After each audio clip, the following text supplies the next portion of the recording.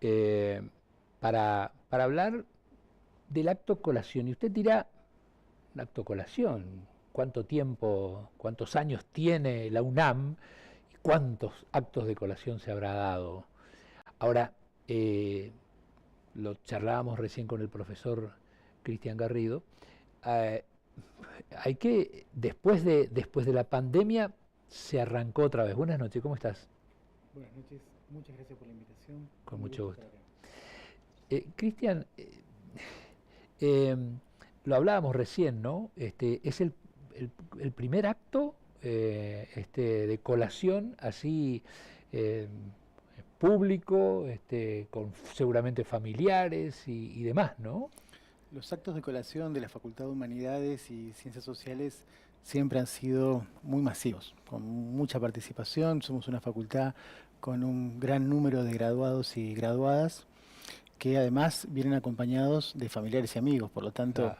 es habitual que necesitemos un salón bastante grande para poder hacer nuestros actos. Teníamos pendientes algunas cortes, el 2017, 18 y 19, 20, 21 y 22. Tuvimos 2 años de pandemia.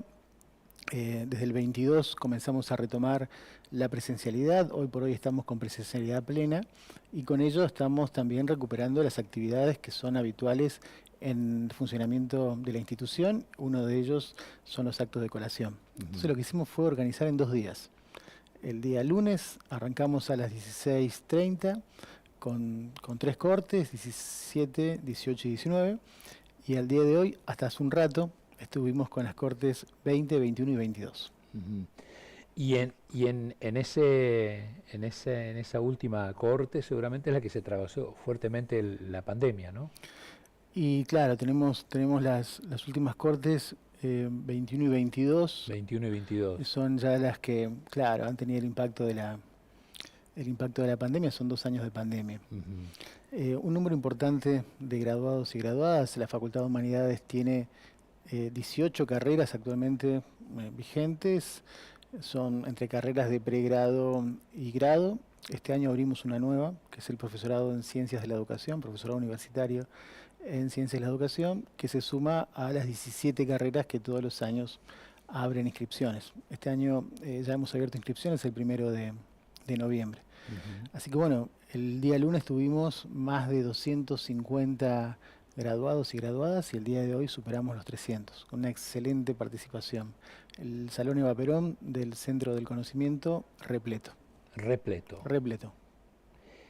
¿Qué le ocurre a un decano? ¿Cuántos años hace que sos decano de la facultad? Comencé el decanato en julio del año pasado, El 6, año. 6 de julio del año pasado. Ajá, un año y piquito. Exacto. Anteriormente fui vicedecano, 4 años, Vicedecano. presidente del Consejo Directivo de la Facultad de Humanidades y Ciencias Sociales. Ajá. ¿Y alumno Fui alumno también, por supuesto. de la UNAM? Soy graduado de la UNAM, De la soy UNAM, graduado de la Facultad de Humanidades. Sí, claro. sí, sí. Es así. ¿Qué se siente ante tamaña responsabilidad y resultado, digamos? Creo que era necesario hacer estos actos de colación, son parte del ritual de graduación, de finalizar una carrera universitaria. Quienes hemos realizado estudios universitarios sabemos que lleva mucho tiempo, muchas horas de dedicación, muchas horas de estudio. Es fundamental en ese proceso el acompañamiento de la familia, de los familiares, amigos, por supuesto también un clima adecuado para la enseñanza y el aprendizaje, la relación con los docentes, la relación con los compañeros y compañeras, y que la graduación es esa instancia anhelada en la cual uno espera finalmente terminar, aprobar todas las materias, terminar y recibir el título. Ujú. Entonces, en términos de ritual y a nivel simbólico, el acto en sí tiene una carga de importancia que hay que atender. Es decir, necesitamos pasar por ese ritual como una forma también de completar todo este proceso y llegar a decir, bueno, me gradué. Hoy teníamos graduados y graduadas del 2020, o sea que ya han pasado algunos años desde que se han graduado, el día de ayer, del 2017. Sin embargo, agradecieron, celebraron como si hubiese sido hace Ayer. muy poco que Exacto. exactamente, con un acompañamiento también de parte de las familias, el papá, la mamá, el abuelo, esposa, esposo, compañero, compañera. Así que realmente fueron días emocionantes. El día de ayer fue realmente muy emotivo y con un discurso militante fuerte en relación con la defensa de la educación pública y gratuita. Y el día de hoy un clima distinto, con un poco más de participación, de alegría, bueno, mayor movilización, un Jolgorio. poco más, claro, un poco más Distendido. descontracturado, distendido. Distendido. Realmente fue muy lindo, la pasamos Y muy la bien. importancia que decías, el de la participación también de las amistades, de la familia. Exactamente. Todo eso es importante a la hora de afrontar estudios universitarios. Claro, porque esa es la cuestión. Hay una persona o dos, puede haber en la familia, que encara el estudio, pero hay el apoyo y el acompañamiento de toda una familia. Totalmente. Eh, También entregamos medallas de oro, que son los mejores promedios de la Corte. Y siempre en los discursos está el agradecimiento a la familia, que gracias a la familia lograron cursar una carrera universitaria y recibirse en la universidad pública. ¿Qué dejó la pandemia, Cristian? La pandemia nos tomó en un proceso incipiente de desarrollo de la virtualización de la educación superior. Entonces significó un pasaje acelerado de la presencialidad a la virtualidad. Acelerado. Fue realmente muy acelerado y tuvimos que resolver rápidamente con las herramientas que teníamos en ese entonces cómo dar continuidad al funcionamiento institucional en la virtualidad y sostener el vínculo pedagógico, sostener la continuidad pedagógica. Y para eso fue clave un trabajo participativo, colectivo, mucho diálogo, mucha charla, acuerdo y consenso con distintos actores, en el caso de la Facultad de Humanidades, por ejemplo, directores de departamento, coordinadores de área, consejeros y consejeras directivos, personal no docente, no, todas instancias de mucho debate, de mucha conversación respecto de cómo afrontar lo que estaba pasando. Porque una cosa, Entonces, digo, se me viene en mente, sí, perdón, sí, claro. se me viene en mente, una cosa es ir planteando a un niño o un adolescente, pero otra cosa ya es un joven, un adulto, plantearle ese cambio abrupto, ¿no? De forma de encarar el estudio. Porque fue prácticamente pasar la facultad a la virtualidad. O sea, todo lo que hace al funcionamiento de esta institución, hacerlo en forma virtual o a distancia con teletrabajo. Y en esto, en el caso de la Facultad de Humanidades, con la gestión de la decana Gisela Espaciuc, yo en ese momento vicedecano, Sí, sí. presidente del Consejo Directivo, fue trabajar en planes de contingencia que tuvieron 3 etapas. Y esos planes de contingencia lo que hicieron fue establecer un marco de certeza en un contexto de mucha incertidumbre, basado en ciertos acuerdos básicos en el consenso respecto de cómo encarar la enseñanza y el aprendizaje y no perder el vínculo con nuestros estudiantes. Porque nadie estaba preparado para eso. Fue así. El primer año lo resolvimos con plataformas o espacios virtuales que ya se venían usando como complementarios a la presencialidad. Teníamos aulas virtuales en una plataforma que se llama Claroline. También se usaban grupos de Facebook, por ejemplo, para intercambiar cierta información o comunicación de las cátedras o grupos de WhatsApp. Y esos espacios que eran complementarios a la presencialidad pasaron a ser espacios en los cuales se enseñaba y se aprendía. Es decir, nos tuvimos que cambiar a la presencialidad con el desafío que implica la lógica y el sentido y los significados en el contexto de virtualidad y a través de la mediación tecnológica. Eso fue 2020, ya en el 2020, todo el trabajo del 2020, que también hubo una fuerte inversión para mejorar los equipamientos, la conectividad, las instalaciones en la facultad, también en otros espacios. la formación, la capacitación de docentes, de no docentes, también de los estudiantes, el desarrollo de plataformas como la plataforma Moodle, que es donde tenemos las aulas Moodle que actualmente seguimos usando. Y bueno, todo eso fue como un proceso bastante abrupto, bastante acelerado de ir resolviendo todas estas situaciones para poder seguir enseñando y seguir aprendiendo. Ahora, en ese proceso, ¿han habido algunos que se quedaron? ¿Qué porcentaje? Alguno que dijo, yo no puedo así, no estoy preparado para esto, se fue quedando, hubo mucho porcentaje, o todos se arremangaron y dijeron, vamos a proseguir. Hubo de la mayoría de los docentes, profesores y profesoras, los integrantes de los equipos, una muy buena predisposición para hacer el esfuerzo y poner todo el trabajo que hacía falta para seguir dando clases y sostener a los estudiantes. Todo esto con la complejidad que supone también el uso de plataformas y el uso de cierto equipamiento para poder hacerlo. Y ahí es donde aparecieron los problemas, porque si el estudiante no tiene conectividad, no tiene acceso a internet, no tiene computadora o tiene que compartir el celular o la computadora con los integrantes de su familia, eso hace a la complejidad y a la posibilidad de el acceso a la tecnología para poder estudiar. Entonces también lo que mostró la pandemia fue una brecha digital importante que si bien el programa Conectar Igualdad había equipado a gran parte de la población de estudiantes, bueno, no fue suficiente para atender tamaña pandemia y este pasaje tan abrupto a la virtualidad. Entonces fueron cuestiones que también se tuvieron que tener en cuenta y que por supuesto influyeron en la posibilidad de tener continuidad y de permanecer cursando una carrera. ¿Afectó la pandemia al nivel del egresado? Sobre la deserción, nosotros siempre dijimos los números porque nos parecía importante reconocer, es cierto terminando que eso fue así, finalizando anterior, lo anterior, perdón. Porque eso fue así, digo, eso pasó y efectivamente hubieron estudiantes que no pudieron seguir estudiando por distintos motivos, entre ellos el acceso a la tecnología, a internet, a la disponibilidad de equipos. Digo esto porque también hubieron otros factores como los económicos, laborales y también personales y familiares que además se sumaron a otros, ¿no? Entonces, múltiples causas.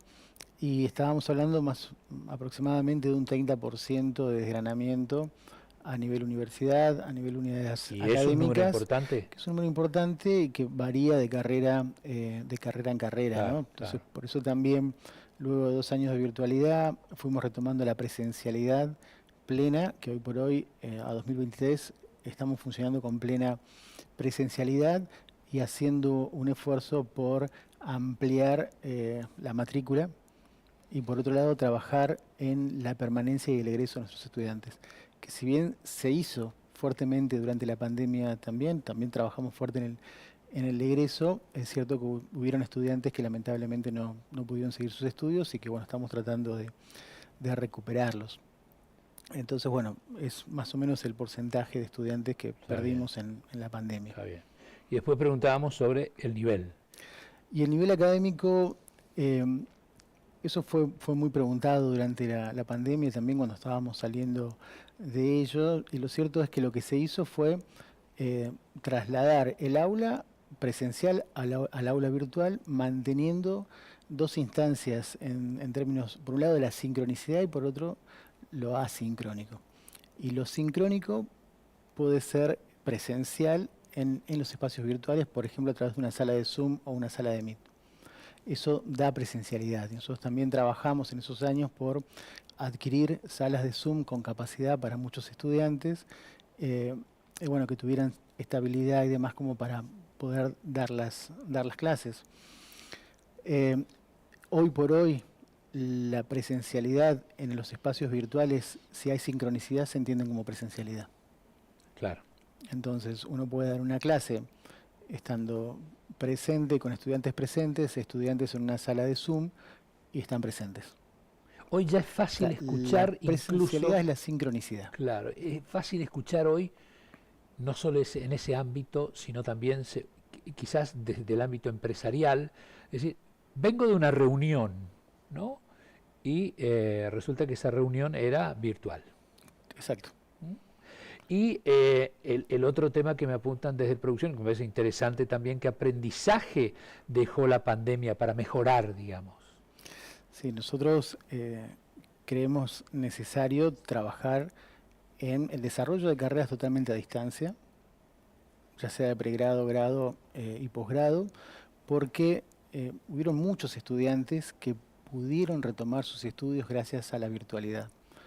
Yo tuve una alumna, por ejemplo, que estaba en el sur, que estaba finalizando la carrera y lo pudo hacer porque teníamos instancias sincrónicas y asincrónicas que permitieron que ella terminara su carrera. Que si fuera totalmente presencial no hubiese podido hacerlo. Entonces mucha gente que pudo retomar sus estudios y recibirse gracias a la virtualidad. Y por otro lado, al nivel de posgrado también, porque el posgrado suele ser intensivo, muchas veces el cursado es durante toda una semana o un fin de semana, y bueno, cuesta organizar los tiempos laborales y familiares, personales. Entonces la virtualidad también favoreció que la matrícula del posgrado se incremente. Entonces, como aprendizaje, creo que vemos que es posible desarrollar carreras totalmente virtuales y a distancia, como la Universidad Nacional de Misiones ha comenzado desde distintas unidades académicas a generar propuestas de formación de este tipo. Y por otro, a que es posible virtualizar parte de los planes de estudio que actualmente son presenciales. Y eso la normativa vigente lo autoriza. Con el CIED aprobado, o sea, el Sistema de Educación a Distancia de la Universidad aprobado, es posible virtualizar hasta casi el 50% de los planes de estudios que son presenciales. Eso quiere decir que uno puede dictar clases en forma presencial, sincrónica, física o virtual, y otro porcentaje se puede hacer asincrónico, ¿no? A través de aulas virtuales, con actividades, con instancias de lectura, de producción, fuera de las aulas. O sea que es una transformación que se ha venido, hemos aprendido mucho, el personal, digo, los trabajadores, docentes y no docentes, se han formado, se han capacitado. Contamos en la Facultad de Humanidades con más de 14 aulas en condiciones de hacer transmisiones vía streaming y bueno, o bimodales, presencial y virtual, con una fuerte inversión, también con programas nacionales que se fueron implementando, virtualización de la educación superior 1, 2 y 3, que nos permitió acceder a equipamiento también. Es más, el acto de colación de ayer y de hoy se transmitió vía streaming. Y tuvimos graduados y graduadas que no pudieron estar presentes en el acto y lo pudieron seguir a través de un canal de YouTube. Excelente. Y es la primera vez que lo hacemos. Bueno. Es el primer acto de colación que se hace de esta forma. Se volvió a la normalidad y a la presencialidad en el acto de colación, pero se utilizó el streaming para los que no pudieron estar. Exacto. Es presencialidad con virtualidad. Con virtualidad. O sea, seguimos combinando lo presencial y lo virtual en términos de sincronicidad, y eso lo hace presencial. Y lo aprendimos todos, también los medios de comunicación. Nosotros aprendimos. Hoy ya no es, invitamos a alguien, ¿puede estar en el piso? No hay problema. ¿No puede estar? ¿Puede salir en forma virtual? También lo aprovechamos. Todos aprendimos, absolutamente todos. Y la última pregunta es, ¿hay alumnos que prefieren más la virtualidad que la presencialidad, o más la presencialidad que la virtualidad? ¿Se divide en ese tipo, si se puede utilizar este término, de estudiante? Sí, tenemos situaciones de ese tipo. Hay estudiantes que prefieren rendir las mesas en forma virtual. Hay estudiantes que al contrario prefieren las mesas presenciales, por eso la Facultad de Humanidades sigue manteniendo, tenemos 8 turnos de exámenes, de esos 8, 2, que son las mesas especiales, son virtuales, es decir, tanto los estudiantes como los profesores están en forma virtual en una sala de Meet o de Zoom, y el examen se toma de esa manera. Y los otros turnos de exámenes son presenciales, que eso también favorece que los estudiantes que están en el interior o que están cursando en las sedes, la Facultad de Humanidades tiene muchas extensiones áulicas en distintos puntos de la provincia y también en Corrientes. Entonces, estudiantes que están en Puerto Rico no tienen que trasladarse a Posadas para rendir en forma presencial un examen. Lo pueden hacer presencial en una sala de Zoom, en forma virtual. O sea que también favorece que uno pueda seguir aprobando asignaturas y seguir cursando las carreras. La economía de alguna forma también. La economía, el traslado es... La economía también, el traslado de docentes también hacia el interior a dar clases o de los estudiantes hacia la ciudad de Posadas. Entonces también resuelve eso. Y cuando si hay paro de colectivos y se avisa con tiempo, las clases se dan en forma virtual. No se pierden. No se pierden. O si hay algún problema, hace poco hubo una tormenta muy grande y se avisa con tiempo, más allá de que podemos tener el inconveniente de que se corte la luz, pero las clases se pueden trasladar a las salas virtuales. Excelente.